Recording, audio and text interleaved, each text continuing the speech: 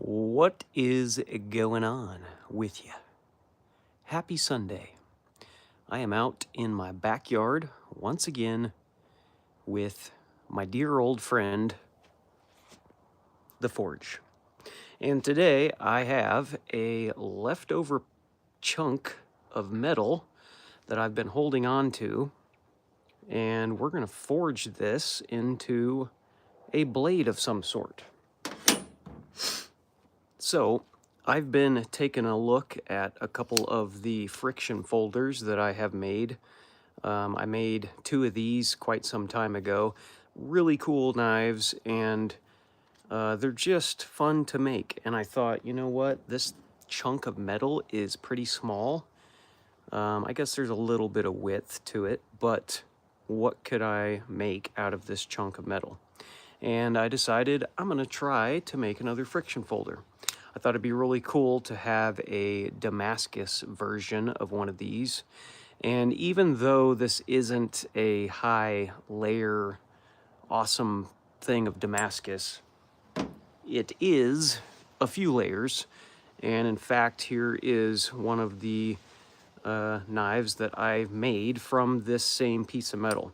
So it is a low layer twist. Now, this knife isn't the coolest one I've ever made. It's pretty rough. You know, there's different grind marks in here that are not super appealing, but this was a knife that I made quite a while ago, and it was one that I just wanted to turn into a blade. This actually was one of the very first pieces of Damascus I ever made. So, with all that being said, that's kind of what I'm up to. I'm going to be throwing this into the forge. This is actually the leftover piece from this thing, so there'll be some sort of a contrast with this, I would imagine. And most of the end of this is not twisted. I'd say maybe half of it is twisted, similar to this. So if we stretch it out a little bit, of course the pattern will probably stretch out as well, but I'm curious to see what it'll look like. And I feel like it's enough metal to go ahead and try to make a knife out of it. So that's what we gonna do. SLQ Prime. Hey, yo, what's going on, my dude? Thanks for popping in and saying hey. If you're in here, drop a comment, say hello. Make sure to hit the subscribe button. That would be awesome. And we'll talk about whatever. I'm going to get the forge cranked up so we can get it going. And we'll get this thing in there. And yeah, we'll see what happens. What's happening here? So we are just getting ready to throw this chunk of metal into the forge. And we're going to be forging a blade from this little piece of leftover Damascus.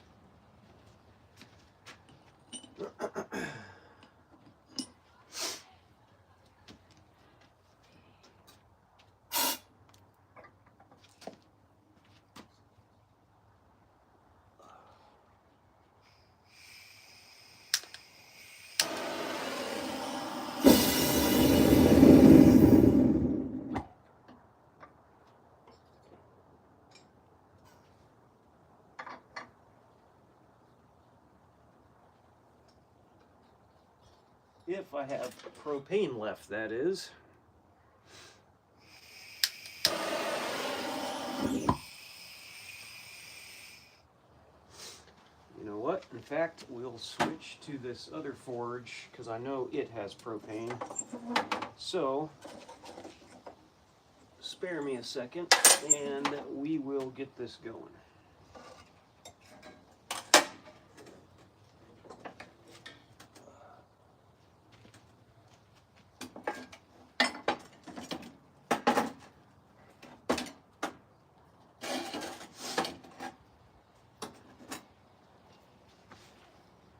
Okay.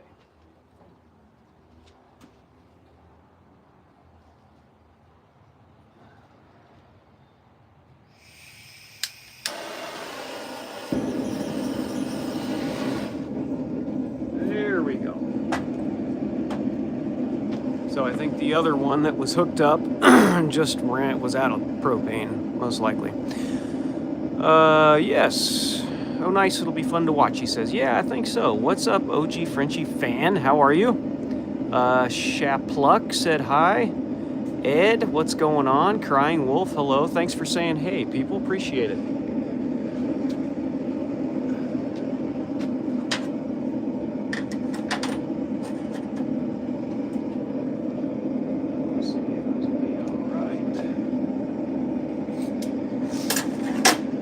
Yeah, so we'll throw that in there and let it heat up, and then we'll get to work.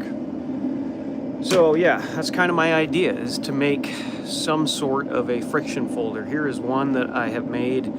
I've made two. The other one turned out pretty cool too, but it's a cool idea. It's just a cool knife to make. It's a pocket knife that you can put into your pocket or into a bag. It's basically a knife that you can hide the blade.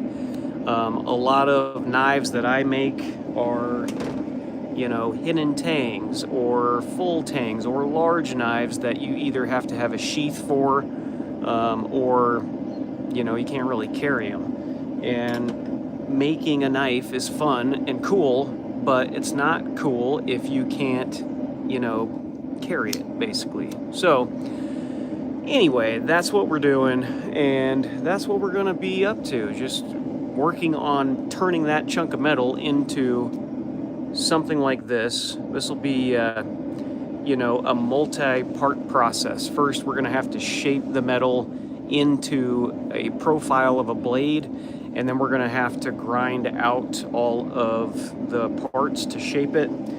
I can take this apart and kind of give you an idea of how it works so you have a better understanding.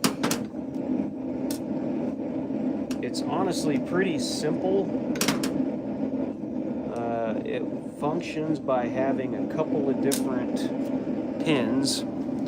So you have a pivot pin here, and then this is referred to as a stopping pin, which is just brass.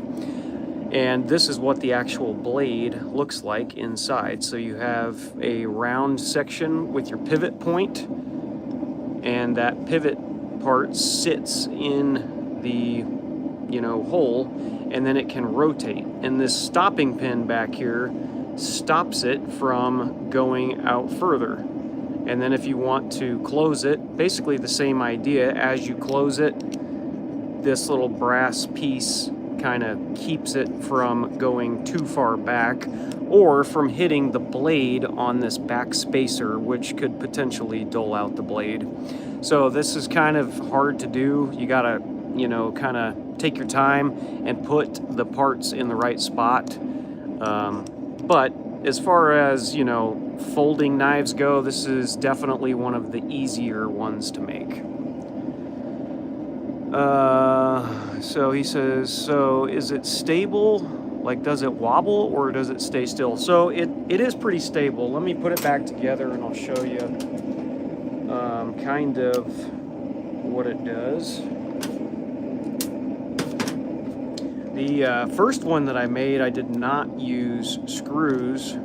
I used all pins, and it works, you know, fine or whatever, but I thought that on the second one I wanted to do screws so that I could take it apart and have it as kind of a way to look at things. If I wanted to make another one, you know, I could take it apart and kind of see what I did. So, all right, now that it's back together, it's stable in here in a sense, and then when you go to open it, there's, you know, the tail of it kind of locks down in here, and then as you have your hand on here, you have the back part of this blade where you can use your thumb to cut so that it doesn't fall back anymore. It'll still kind of come forward a little bit, but that's only if you know, want it to. So basically, once it's closed and you have your hand on it, then you know, it's good, and you can use it just like a normal knife. Wolf says something about Jesus. Yeah, John 14:6. I like it, man. Appreciate that. That's good stuff, man. Share the word. I like it.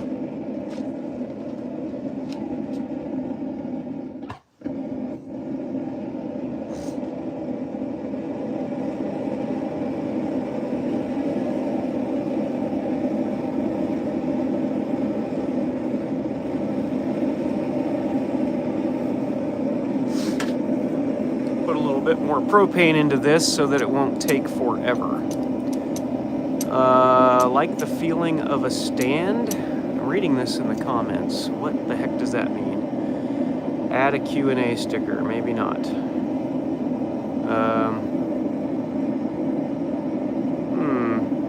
Interesting. I'm still trying to kind of figure out some of the different things with the lives. There's all kinds of different things you can do, like a questionnaire or a poll or some of that stuff. And I don't know how to really work any of it, so anyway.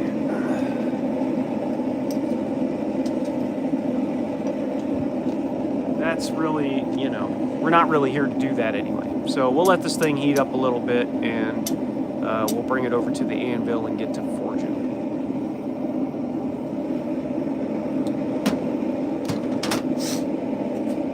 Here's another blade that I've been working on recently. This is a chef's knife that I am working on, or in the middle of working on.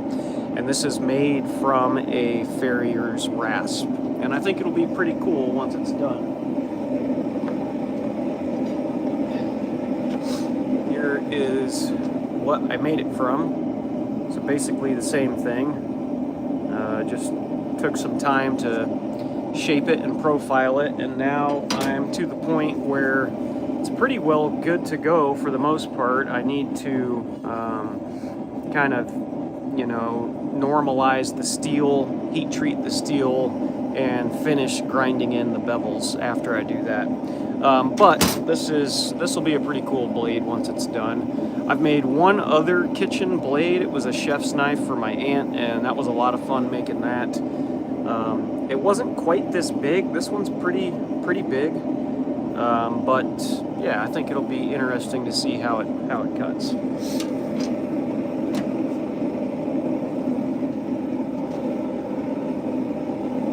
Alright, so we're starting to get a little bit of temperature going. I'm going to move you guys over to the anvil, and we'll get banging on this thing.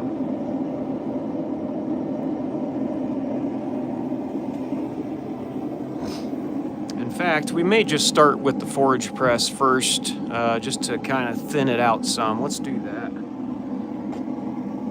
I'll set you up over here so you can see what we're going to be doing to the metal.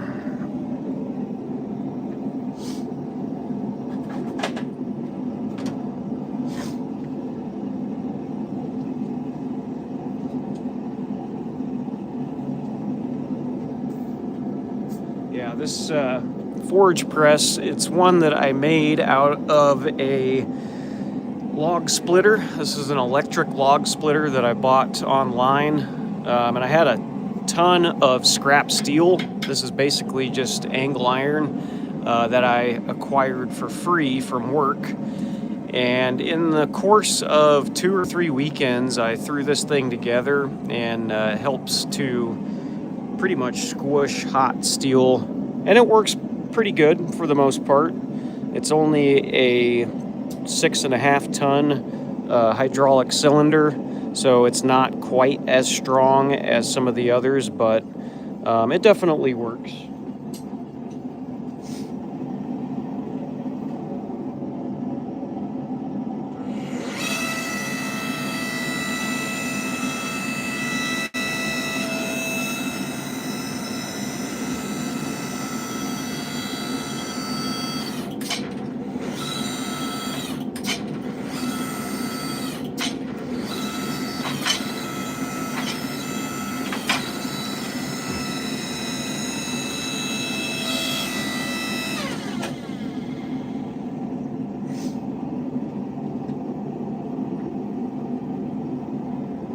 Not quite as hot as we need to be, so we'll let that soak for a little bit.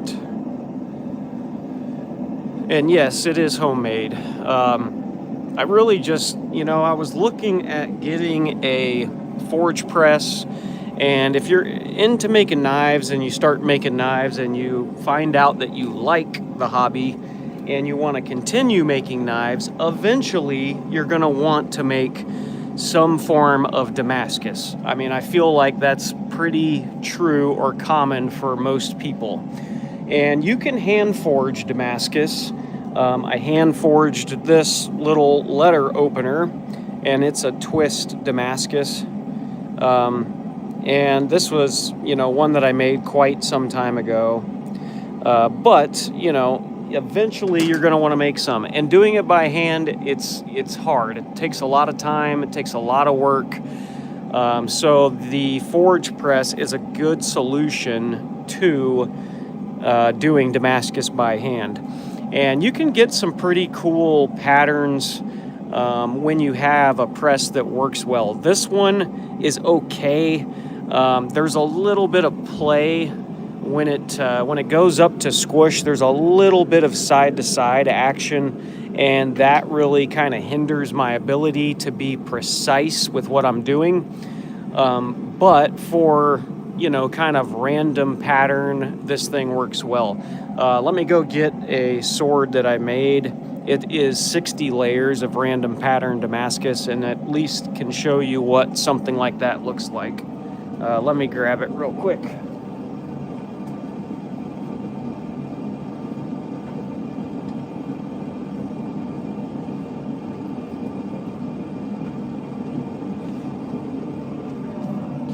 So here we go. Might be able to get it in the right light to see it.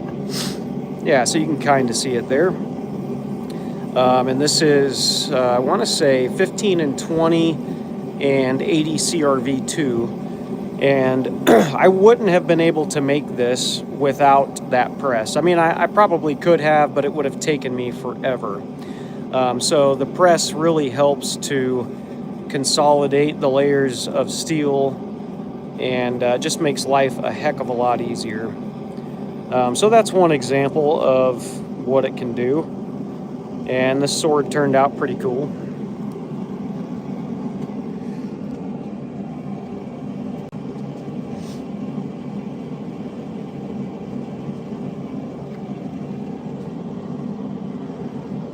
Here's another one that I just finished up for somebody at work.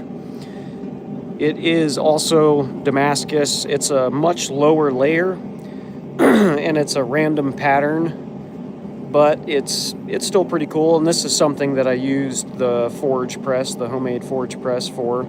It's kind of an interesting profile. It's one that he was real specific with me. He said, "Man, I want this exact knife, and can you make it?" And I said, "Well, sure, I can try." But it turned out pretty cool. Kind of a unique, bold layer, bold pattern look. I still have to give it to him, but anyway, that one turned out pretty cool.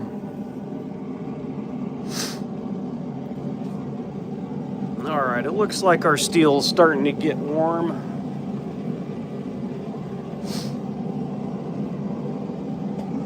Throw you back over here and we'll squish it out some more.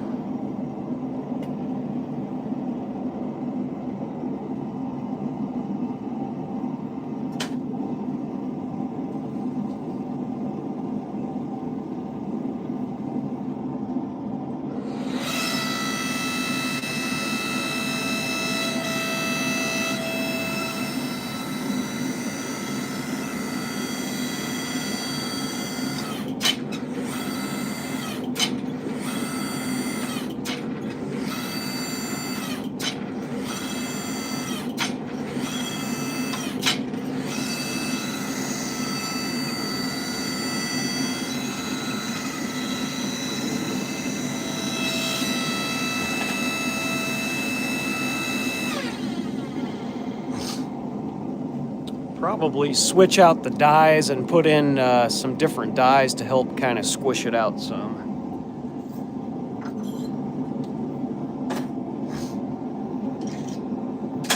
These are just pieces of, I believe, forklift tines. So pretty much just flattening dies. There's nothing special about them, just a couple of dies that are used to flatten material out.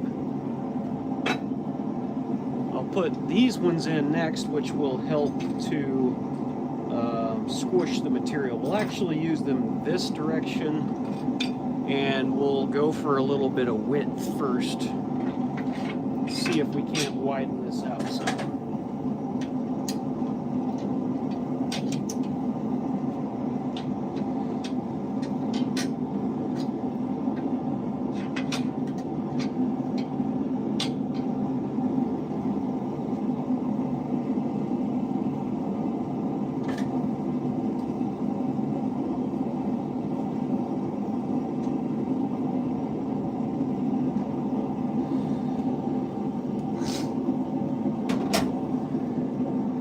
Yeah, so the one problem that I had with this particular blade, it was the very first time that I tried doing twist Damascus, and if you look close, you'll be able to see some little cracks in here.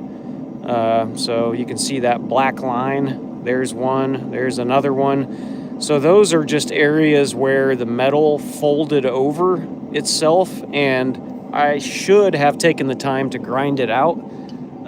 But I just didn't, and honestly I didn't really know better. So on this piece that we have in here, I've tried to go ahead and take out those little areas where the metal has folded over on itself, and in hopes that we won't have any of those little cracks.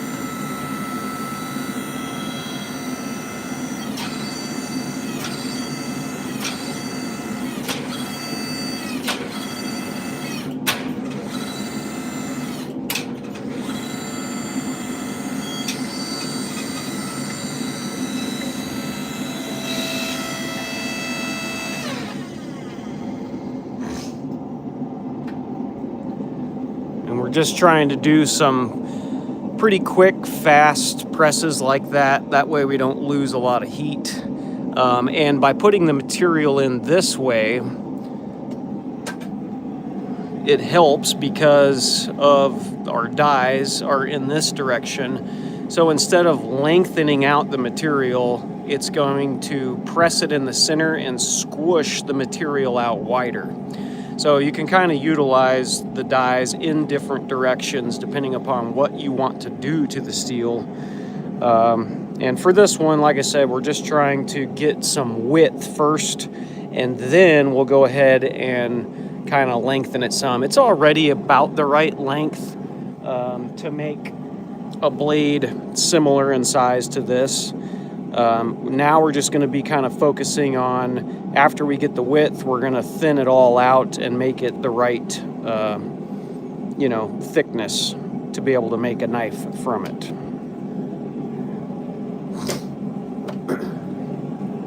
Here's another blade that I just recently got back. I'd given this to my grandpa, and it's one I haven't seen in a while, but I made this quite some time ago. This is a piece of teak wood, and it's got a brass guard or bolster, brass pin, and then a little brass liner that goes around the handle to the blade. And it's pretty cool. It's a little Tonto made from a metal file. This is just an old metal file that I had laying around and turned it into kind of a hidden blade. And that was a ton of fun to make. It's a pretty cool little knife, and it's something that's a lot of fun to make. This will definitely test your patience, trying to get all this stuff to line up correctly, to keep it straight, and more importantly, to get it to fit in here and squeeze in at the end without falling out. That part was a little tricky, but it turned out pretty good. And this is one that I really enjoyed making. I made another one. I had so much fun making this thing that I made another one. Let me go grab it.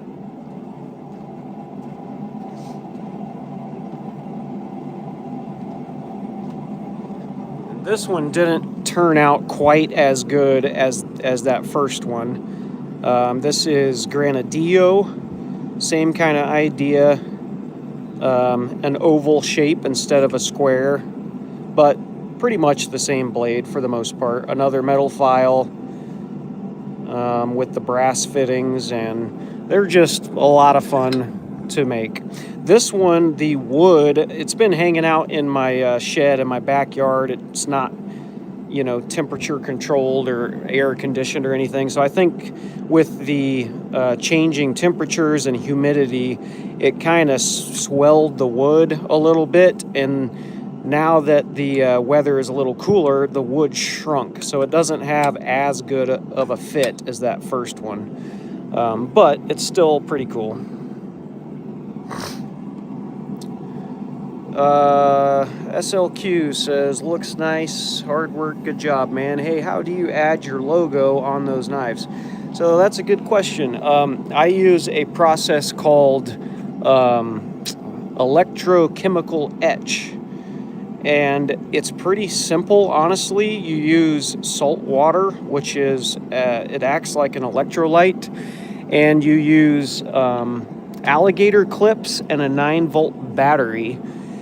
And of course, you got to have a stencil. So I basically use kind of like vinyl stencil paper that you might find on like a Cricut machine.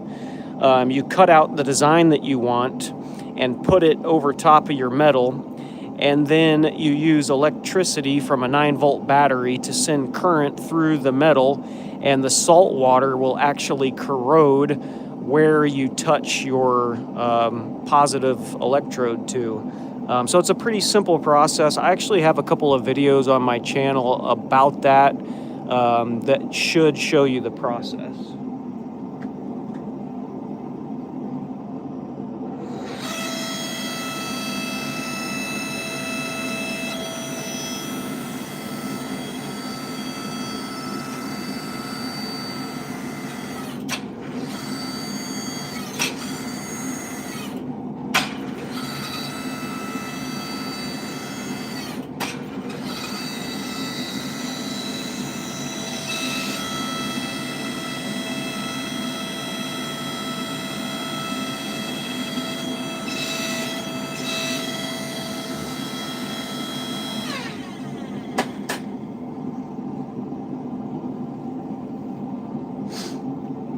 Yeah, just after a couple of heats of widening that out, it's now beginning to widen out, which is cool. So we'll just do that to the other side, and then we'll probably switch these dies back around and we'll lengthen it some. And then all we'll really need to do is flatten it out a little bit and start shaping it. And then we should be good to start profiling in the blade.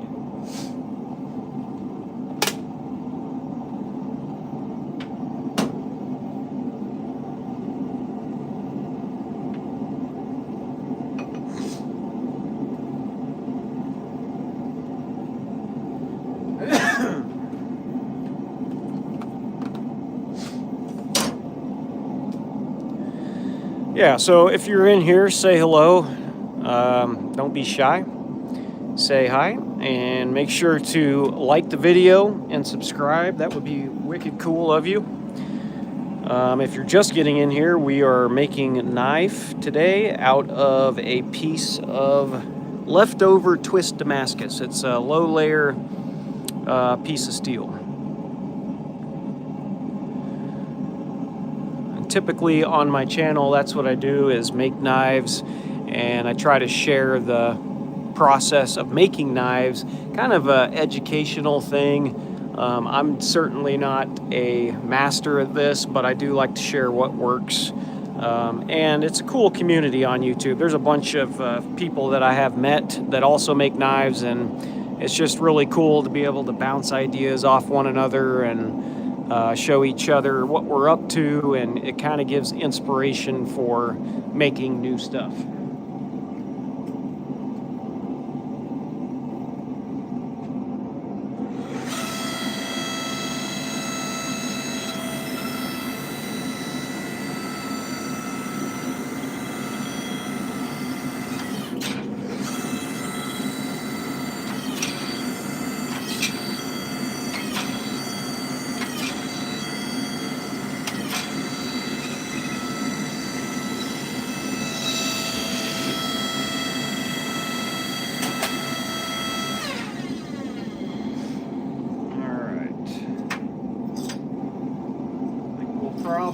go ahead and turn these around real quick, and we'll try to get a little bit of length out of this thing.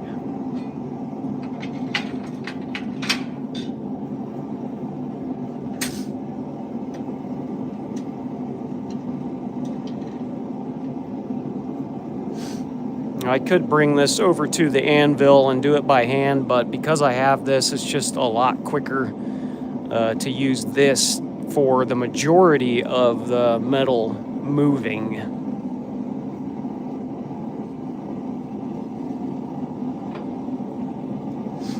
And I do have to be careful with using these dies in this direction because it will over squish the metal, and if I squish too much, it'll thin it out, and once you're too thin, there's really not much you can do to widen it back out. So you definitely have to kind of be careful that you don't over squish. I do have this little thing that I made, and it's pretty much a shim so that it doesn't over squish. We'll throw this on just to be safe. It essentially just keeps the the press from pushing too much.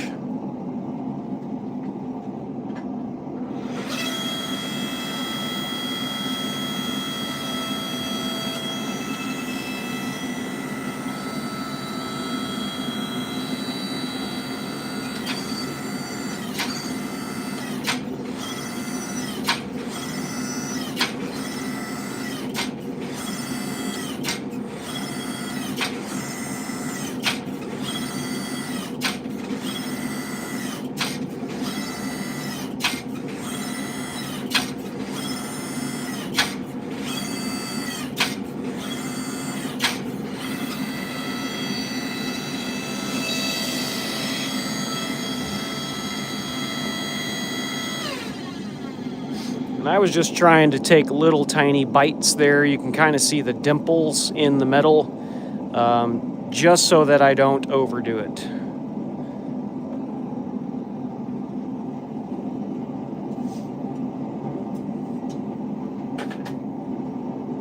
But we are pretty much to the point where we've got enough length out of it, so we'll switch these dudes out.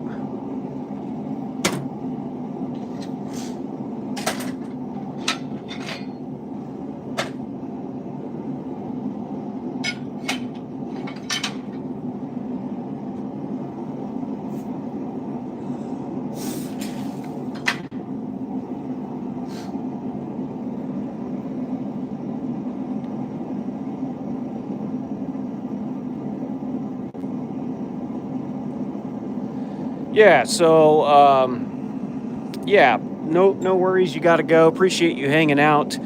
I do have future plans. I don't really have a set date of when I go live or put out videos, but I do. So you're welcome to come back and check those out. I've actually got quite a few already out there of different knife projects. So if you're interested in learning how to make knives, I suggest checking some of those out. Not all of my videos are educational. I mean, most of them are. But if you're looking for something in particular that you want to learn, just comment on one of my videos and I'll make a whole video about it if you want me to. I like to do that, you know. And most of my videos I just show different knife builds, but if somebody has a question about something or they want to know the process of, hey, how do you forge in a particular blade, then I can make a specific video kind of showing the process of that. So I don't mind to do that. Just hit me up in the comments and let me know what you need. And appreciate you hanging out, man.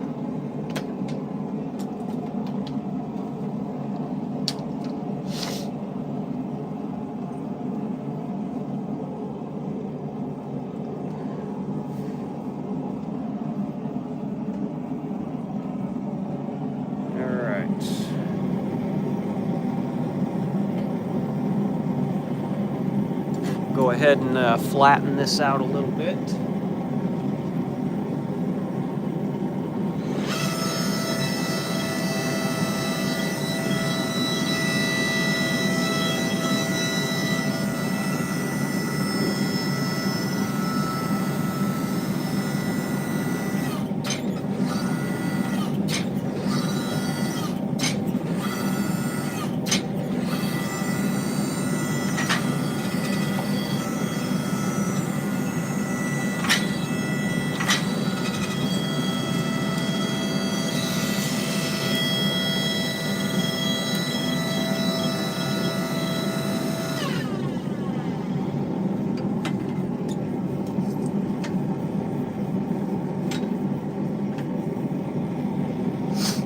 So for the most part, you can see the end here is flattened. Now we still have some little dimples up in here, so now we'll heat that side up, flatten it out, and then we should be ready to start profiling in a blade shape.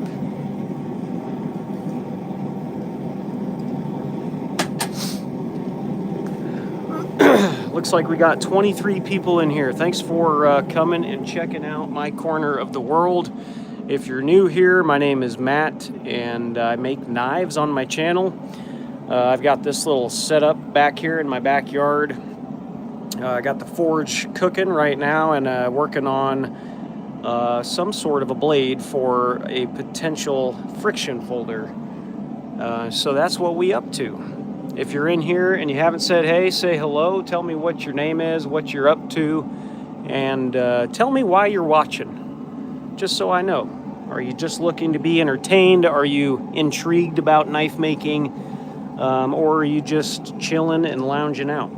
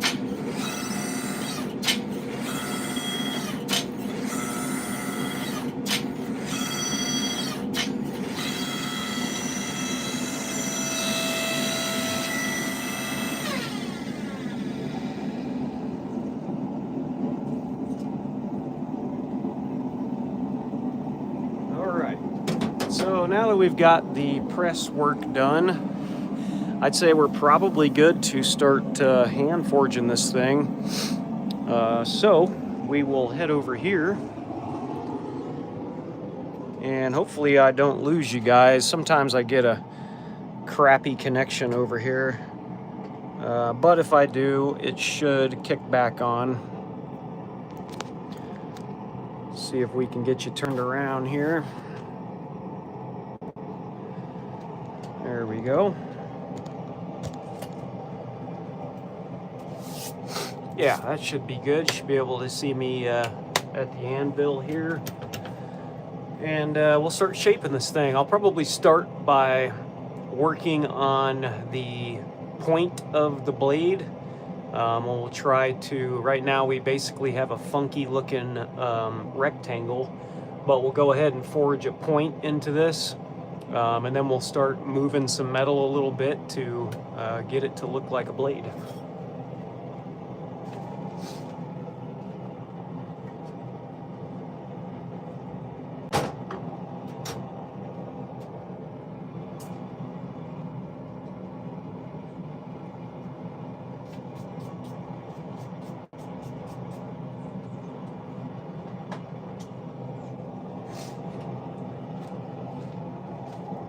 I'm going to be using this 2.5 pound rounding hammer, and I'll use that for the majority of the work.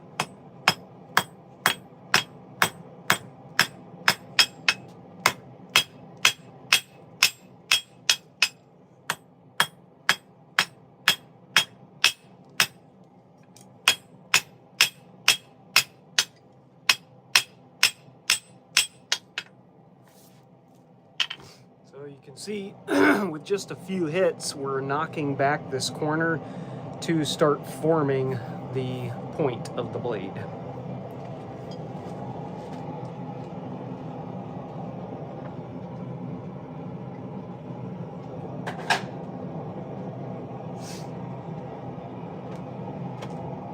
And because this stock is pretty thin, it's really not going to take a whole lot of time to move, I don't think. It should be pretty quick and easy.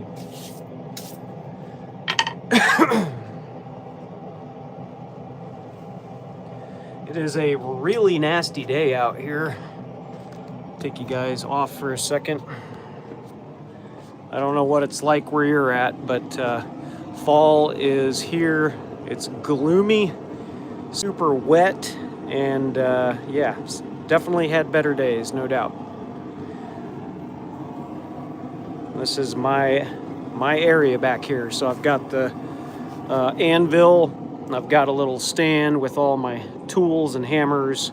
I've got an old log that I buried back here with just a vise to be able to help grab stuff. I got a bunch of firewood hanging out back there, some scrap wood that I use to make different things like tables and you know, whatever else I can come up with. Then of course the press that we've been using, my little forging table, got the fire pit, and have the actual barn where I've got all kinds of, you know, tools in here once the lights kick on. There we go.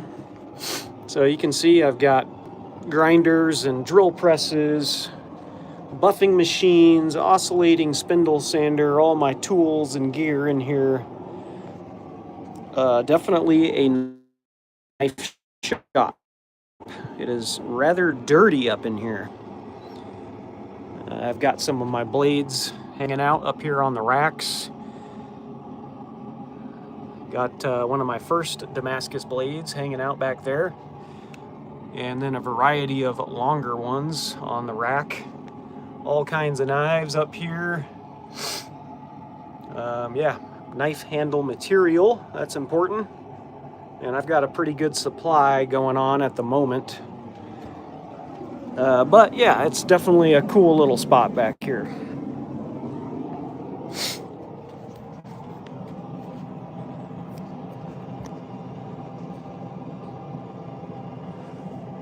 I'll drop down a little more so you can see what I'm doing a little better.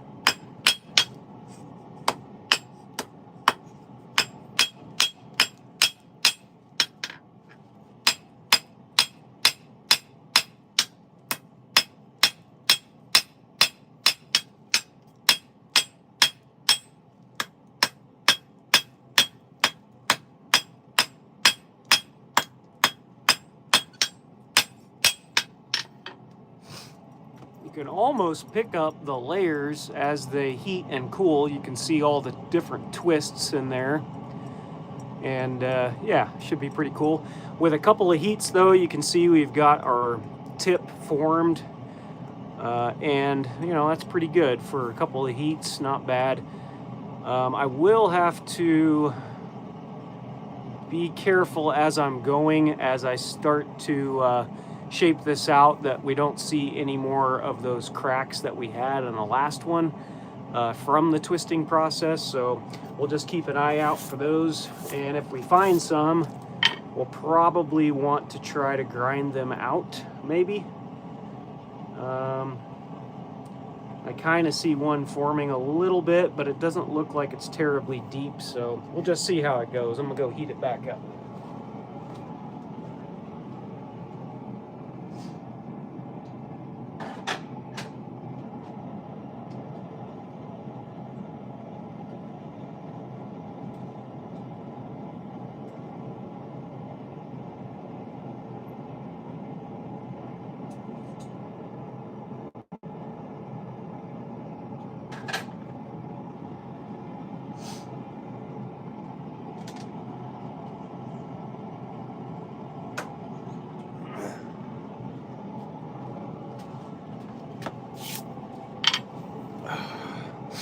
Appreciate you guys hanging out. Victor Perez Gomez. The manliest place possible. Yes, that's a crack. Yeah, there is one on there. I was saying earlier, let me grab my other blade.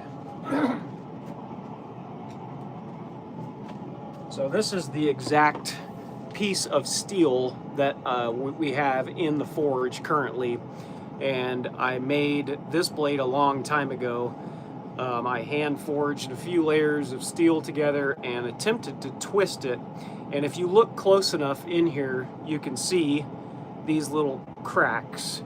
And it's not that the blade is cracked per se, it's just that where those layers form up, and then when you go to round or square things over and twist the metal, what can happen is those layers will kind of fold over onto each other without properly forge welding.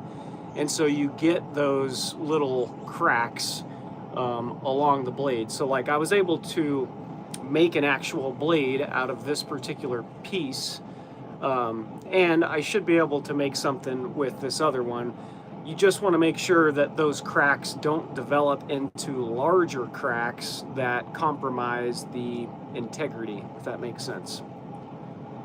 Yeah, it's more like tiny gaps than nothing that would break the metal. Yeah, pretty much. Just tiny little gaps. That's a great way to word it. And do they hinder the blade in any which way when they're tiny? Not really. It's just more so aesthetics, you know, it's the way that it looks. And it's really hard to grind out a crack without reshaping the blade, if that makes sense. So it's something to pay attention to, and I knew that I was going to have some on this other piece of metal, so we'll just see kind of how it goes. We may have to improvise or change the blade shape some, but we'll see.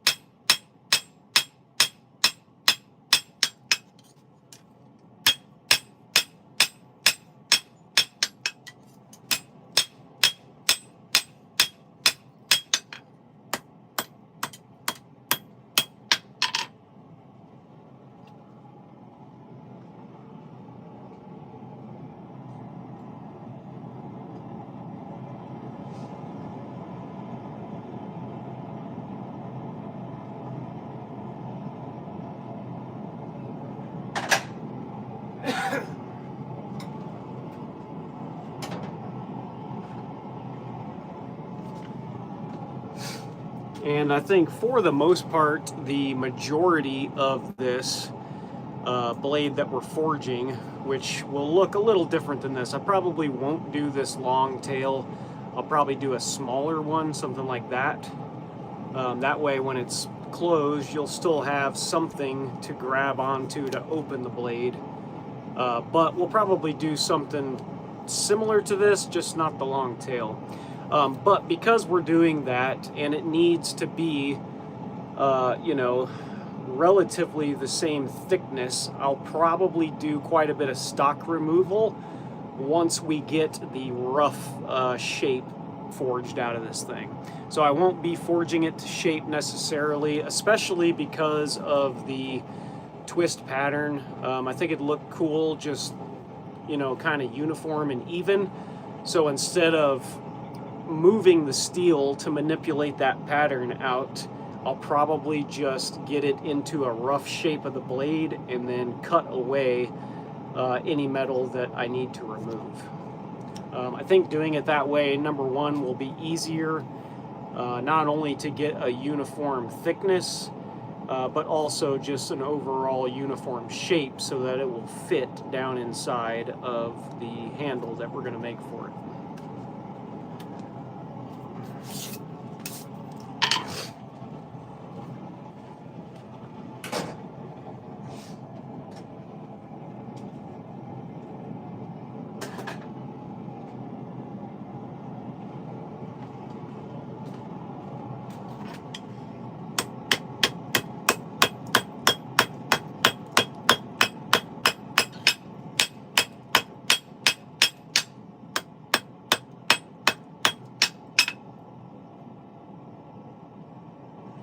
And here you can see what I'm talking about with this little crack that's right smack dab in the middle.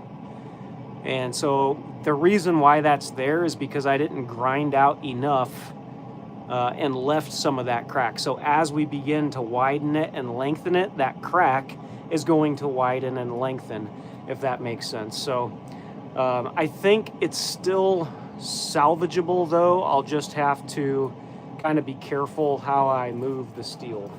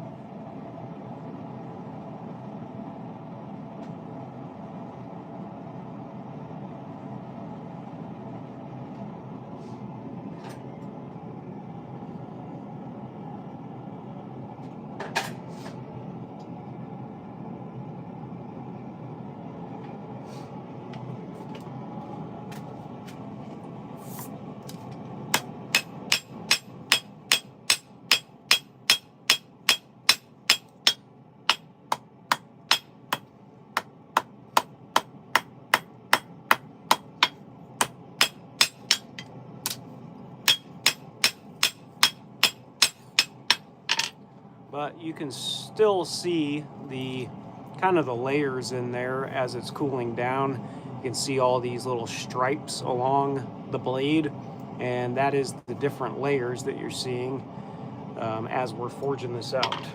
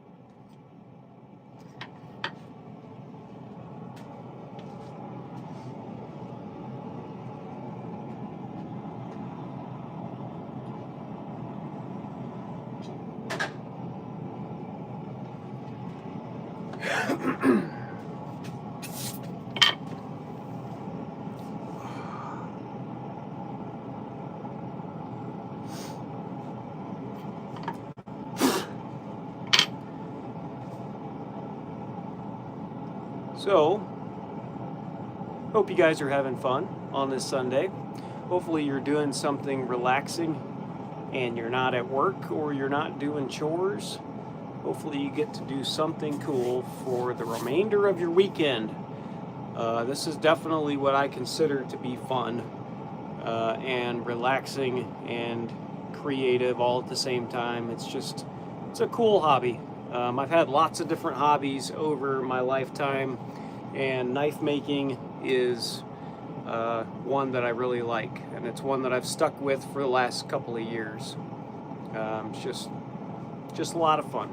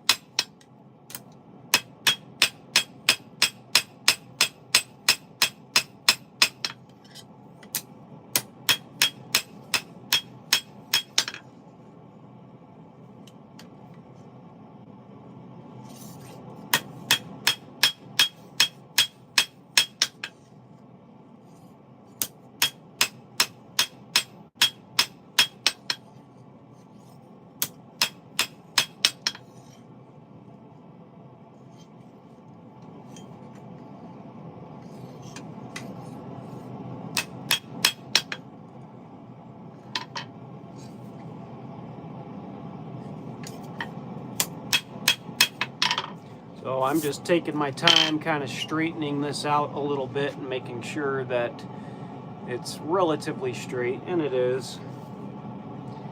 Like I said before, we're not going to be forging this thing out to shape entirely. In fact, this is probably a good stopping point because I should have enough metal here to create a small blade and still have enough metal in the back for a tail. So I think, in all honesty, we might heat it up one more time and just flatten it out the best we can, but I think we're sitting pretty good.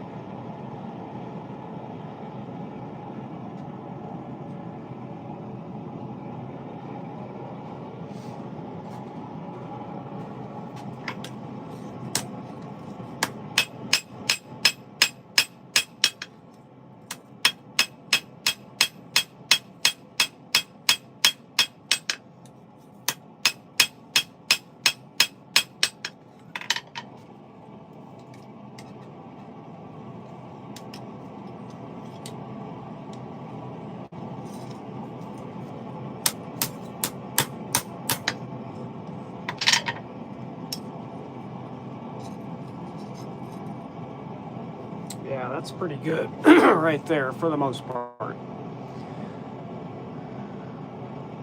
Appreciate it, Warren. Thank you, man.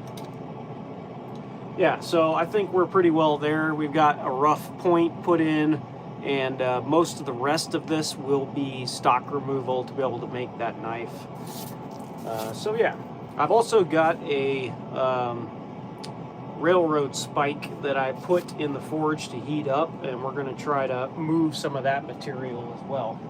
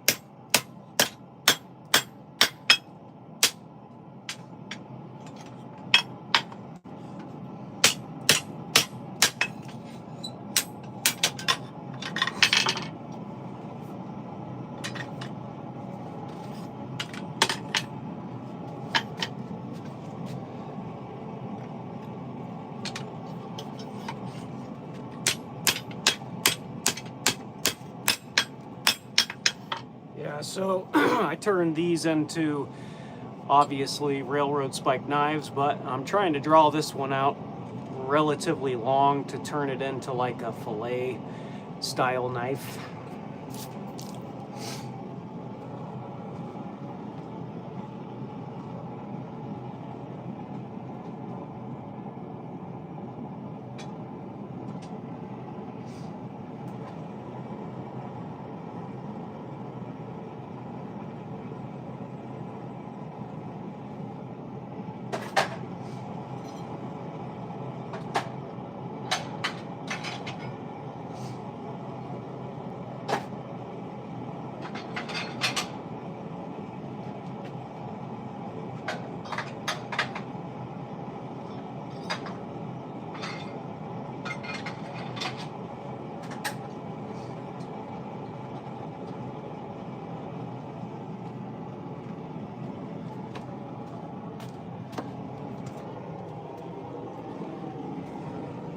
See if I can't use the press to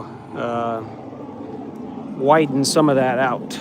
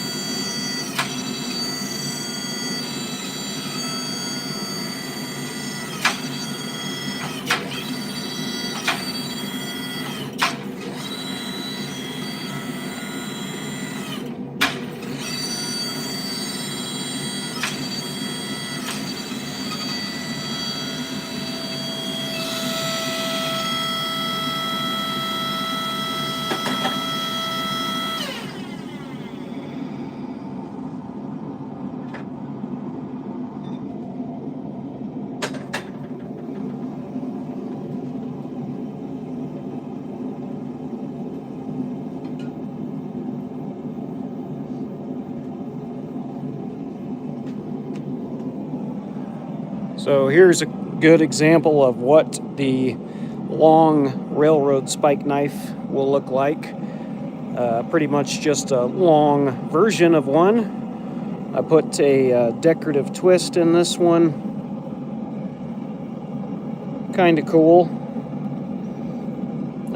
And do they make the best knives ever? No, but they are definitely fun to make, and they're cool to use just around the shop. You can get them hard enough to sharpen and cut, at least for a while.